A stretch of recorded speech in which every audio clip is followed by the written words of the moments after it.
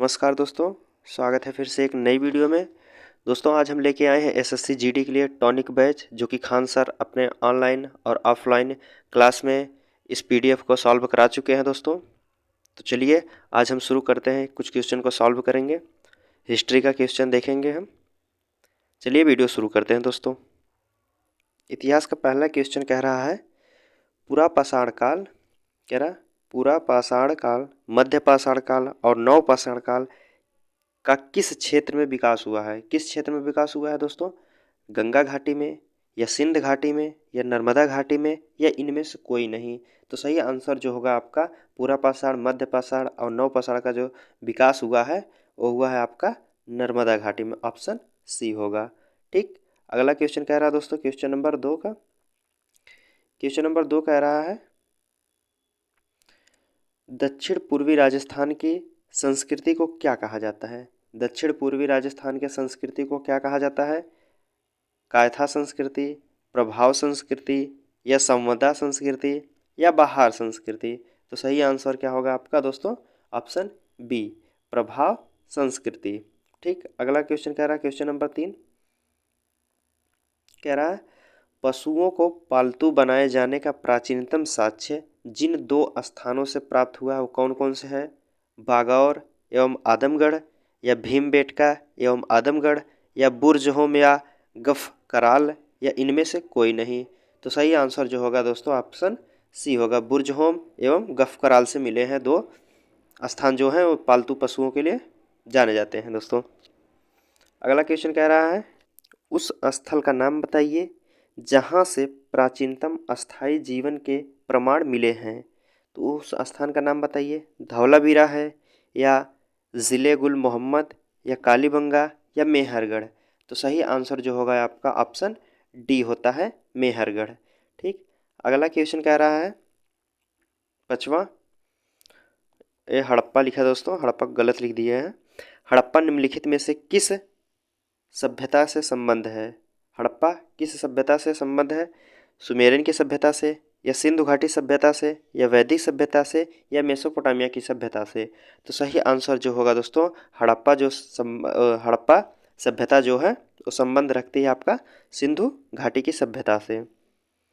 अगला क्वेश्चन कह रहा है, क्वेश्चन नंबर 5, वह हड़प्पीय नगर जिसका प्रतिनिधित्व लोथल का पुरातात्विक स्थल करता है किस नदी पर स्थित है? लोथल का जो किस नदी पर स्थित है दोस्तों? लोथल किस नदी पर है? नर्मदा नदी पर, माही नदी पर, या भोगवा नदी पर, या भीमा नदी पर। तो सही आंसर जो होगा आपका माही जो है वो लोथल जो है वो भोगवा नदी के किनारे है। ठीक दोस्तों, अगला क्वेश्चन कह रहा है सूची 1 को सूची 2 से मिलाना है। प्राचीनतम स्थल दिए हैं और पुरातात्विक खोज में दिया गया दोस्तों, किस स्थान से क्या मिला है उसे हमें मिलाना है। तो कह रहा लोथल, लोथल से क्या हमें मिला है? तो लोथल से जो हमें मिला है गोदीवाड़ा बंदरगाह मिला है। ठीक, और कालीबंगा से जूता हुआ खेत मिला है। और धौलावीरा से हड़प्पा लिपि के बड़े आकार के 10 चिन्हों वाला एक शिलालेख मिला दोस्तों। और बनवाली से पक्की मीट की बनी हुई हल्की प्रकृति आकृति मिली है दोस्तों। तो ऑप्शन कौन सा हमारा हो जाएगा? ऑप्शन कौन होगा? पहले का दूसरा और दूसरे का पहला, तीसरे का चौथा और चौथे का तीसरा। तो ऑप्शन हमारा बी होगा दोस्तों। ठीक, अगला क्वेश्चन कह रहा है क्वेश्चन नंबर 8 का देखते हैं, थोड़ा बड़ा कर ले। क्वेश्चन नंबर 8 कह रहा है दोस्तों हड़प्पा संस्कृति के निम्नलिखित स्थानों में से सिंध में अवस्थित है। सिंध में अवस्थित कौन है दोस्तों? यह सिंध है दोस्तों। सिंध में अवस्थित कौन है? हड़प्पा है, मोहनजोदड़ो है, चनहूदड़ो है, या सुरकोटदा है। तो हड़प्पा में स्थित जो है सिंध में, तो कौन है दोस्तों? वो आपका हो जाएगा मोहनजोदड़ो भी है दोस्तों, मोहनजोदड़ो है और एक चनहूदड़ो है। तो ऑप्शन कौन सा हमारा हो जाएगा? 2 और 3 हो जाएगा। ठीक, अगला क्वेश्चन कह रहा है क्वेश्चन नंबर 9 कह रहा है आयुर्वेद अर्थात, एक मिनट दोस्तों, आयुर्वेद अर्थात जीवन का विज्ञान का उल्लेख सर्वप्रथम मिलता है। आयुर्वेद का कहाँ से मिलता है दोस्तों? अरण्यक में, या सामवेद में, या यजुर्वेद में, या अथर्ववेद में। तो जो आयुर्वेद है वो अथर्ववेद से संबंध है। ठीक, ऑप्शन डी होगा। अगला क्वेश्चन कह रहा है दोस्तों, क्वेश्चन नंबर 10 कह रहा है प्राचीनतम विवाह संस्कार का वर्णन करने वाला विवाह सूक्त किसमें पाया जाता है? विवाह सूक्त किसमें पाया जाता है? ऋग्वेद में पाया जाता है, यजुर्वेद में पाया जाता है, या सामवेद में, या गृह सूत्र में? तो विवाह सूक्त जो पाया जाता है वो गृह सूत्र में पाया जाता है। ऑप्शन डी होगा आपका। अगला क्वेश्चन कह रहा है क्वेश्चन नंबर 11, निम्नलिखित 4 स्थानों में हुई बौद्ध संगीतियों का सही कालक्रम चुने। ठीक दोस्तों, सही पहले कौन सा हुई थी, कहाँ हुई थी? तो पहले हुई थी राजगृह में। ठीक, दूसरी कहाँ हुई थी? वैशाली में हुई थी, और तीसरी पाटलिपुत्र, चौथी जो है कश्मीर में हुई थी दोस्तों, कुंडलवन कश्मीर में। तो हमारा कौन सा ऑप्शन होगा? पहले राजगृह में हुई थी। ऑप्शन 2 से कौन सा स्टार्ट है? पहला गलत, दूसरा गलत, कट जाएगा। ऑप्शन 2 और सी और डी बचे हैं दोस्तों। पहला हुई थी राजगृह, और दूसरा जो हुई थी वैशाली, तीसरा पाटलिपुत्र। तो ये वाला हमारा गलत हो जाएगा दोस्तों। तो हमारा जो होगा ऑप्शन डी होगा, पहला, दूसरा, चौथा, तीसरा। ठीक, अगला क्वेश्चन देखते हैं, क्वेश्चन नंबर 12। क्वेश्चन नंबर 12 देखते हैं दोस्तों, कह रहा है निम्नलिखित में से कौन सबसे पूर्णकालिक जैन ग्रंथ कहलाता है? सबसे पूर्वकालिक जैन ग्रंथ कौन है? 12 अंग, 12 उपांग, या 14 पूर्वा, या 14 उपपूर्वा? तो सही आंसर क्या होगा दोस्तों? 14 पूर्वा होगा। ठीक, ऑप्शन सी होगा। अगला क्वेश्चन कह रहा है क्वेश्चन नंबर 13 कह रहा है बराबर की गुफाओं का उपयोग किसने आश्रय गृह के रूप में किया था? किसने आश्रय गृह के रूप में किया था? आजीविकों ने, या थारुओं ने, या जैनों ने, या तांत्रिकों ने?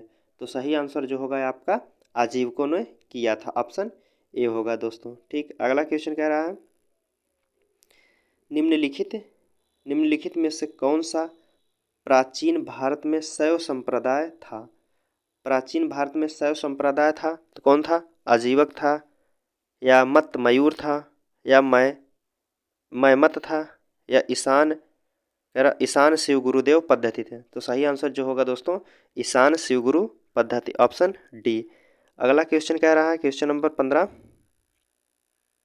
कह रहा है छठी शताब्दी ईसा पूर्व में 16 महाजनपदों के विषय में निम्नलिखित में से किस बौद्ध ग्रंथ में सूचना मिलती है? 16 महाजनपदों का किस बौद्ध ग्रंथ से सूचना मिलती है? दीर्घ निकाय से, या त्रिपिटक से, या दीपवंश से, या अंगुत्तर निकाय से? तो सही आंसर जो होगा आपका ऑप्शन डी होगा, अंगुत्तर निकाय से। अगला क्वेश्चन कह रहा है क्वेश्चन नंबर 16 कह रहा है निम्न मगध राजवंशों को कालानुक्रम व्यवस्थित कीजिए, मतलब क्रमागत से व्यवस्थित कीजिए। तो पहले कौन सा आया था दोस्तों? इसकी ट्रिक जो बताया थे, आंसर बताए थे हसीन मशुक शाह। तो पहले कौन सा आया था? हर्यक वंश, या हर्यक लिखा है दोस्तों, हर्यक लिखा है तो ये हर्यक वंश होगा। तो पहले हमारा चौथा आएगा हर्यक वंश, फिर उसके बाद कौन सा आएगा? हसीन शिशुनाग वंश आता है, फिर उसके बाद नंद वंश आता है। तो मतलब चौथे के बाद पहला आएगा। तो ऑप्शन कौन सा हमारा होगा? पहले हर्यक वंश आएगा, फिर नंद वंश आएगा, फिर मौर्य वंश, पहले चौथा, फिर पहला, फिर उसके बाद तीसरा, लास्ट में शुंग वंश आएगा। तो ऑप्शन कौन सा होगा हमारा? तो ऑप्शन बी होता है। ठीक, ऑप्शन बी हमारा सही आंसर होगा दोस्तों। ठीक, अगला क्वेश्चन कह रहा है क्वेश्चन नंबर 17 देखते हैं। क्वेश्चन नंबर 17 कह रहा है मगध का कौन सा सम्राट अपरो परशुराम के नाम से जाना जाता है? दोस्तों, मगध का कौन सा सम्राट था जो अपरो परशुराम के नाम से भी जाना जाता था? बिंदुसार था, या अजातशत्रु, या कालाशोक, या महापद्मनंद? तो सही आंसर जो होगा दोस्तों ये ऑप्शन डी होगा, महापद्मनंद। ठीक, यह सर्व छात्रक भी से कहा जाता था दोस्तों इसे। यह सारे क्षत्रियों का नाश करना चाहता था। यह खुद एक शूद्र जाति का था दोस्तों, महापद्मनंद। एक राठ की उपाधि धारण किया था। अगला क्वेश्चन कह रहा है क्वेश्चन नंबर 18, क्वेश्चन नंबर 18 कह रहा है राजनंद का उल्लेख अभिलेखीय प्रमाण मिलता है। तो कहाँ से मिलता है दोस्तों? खारवेल का हाथी गुफा अभिलेख से या रुद्रदामन जूनागढ़ अभिलेख से। सी भी वही ऑप्शन दिया दोस्तों। डी ऑप्शन कह रहा है धनदेव का अयोध्या अभिलेख से। तो ऑप्शन कहाँ से मिलता है जो दोस्तों राजा नंद का उल्लेख जो मिलता है वो खारवेल का हाथी गुफा से मिलता है। ठीक, अगला क्वेश्चन कह रहा है दोस्तों क्वेश्चन नंबर 19। क्वेश्चन नंबर 19 कह रहा है अशोक ने अपने शिलालेखों में अपने समकालीन दक्षिण के किस राजा का उल्लेख नहीं किया है दोस्तों? किस राजा का उल्लेख नहीं किया है? चोल का नहीं किया है, या पांडव का नहीं किया है, या कुषाण का नहीं किया है, या केरल पुत्र का नहीं किया है। तो सही आंसर जो है दोस्तों राजा वो अशोक था जो चोल वंश का नहीं किया है दोस्तों, ऑप्शन ए होगा। अगला क्वेश्चन कह रहा है क्वेश्चन नंबर 20। क्वेश्चन 20 कह रहा है गुप्त साम्राज्य के पतन में विभिन्न कारण थे, निम्नलिखित कारणों के कौन सा कारण नहीं था? तो कौन सा कारण नहीं था दोस्तों पूछा है? तो हूण आक्रमण नहीं था, या प्रशासन का सामंती ढांचा, या उत्तरवर्ती गुप्तों का बौद्ध धर्म स्वीकार करना, या अरल आक्रमण। तो सही आंसर जो हो दोस्तों आपका होगा हूण आक्रमण, ये नहीं था। अगला क्वेश्चन कह रहा है क्वेश्चन नंबर 21। क्वेश्चन नंबर 21 कह रहा है दोस्तों प्राचीन भारत के विख्यात चिकित्सा धन्वंतरी ने अपना परामर्श किसके दरबार में दिया था? जो धन्वंतरी थे किसके दरबार में रहते थे दोस्तों? समुद्रगुप्त के, या अशोक के, या चंद्रगुप्त के, या कनिष्क के।